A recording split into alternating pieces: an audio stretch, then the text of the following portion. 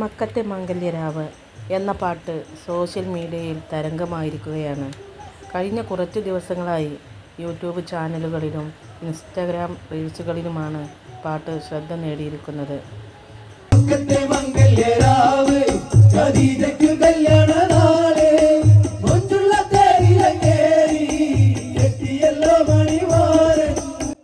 ഒരു പാട്ട് എന്ന നിലയിൽ ആദ്യ വരികൾ കേട്ടപ്പോൾ മുഹമ്മദ് നബിയെക്കുറിച്ചുള്ള പാട്ടാണെന്ന് എല്ലാവരും തെറ്റിദ്ധരിച്ചിരിക്കുകയാണ്.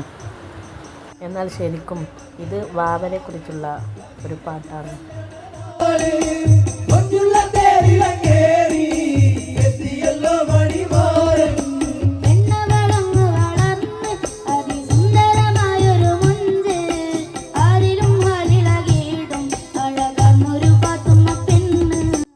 മാപ്പിളപ്പാട്ടാണോ ഭജനപ്പാട്ടാണോ എന്നറിയാതെ മിക്ക ചിലരെങ്കിലും അന്തം വിട്ട് നിൽക്കുകയാണ്.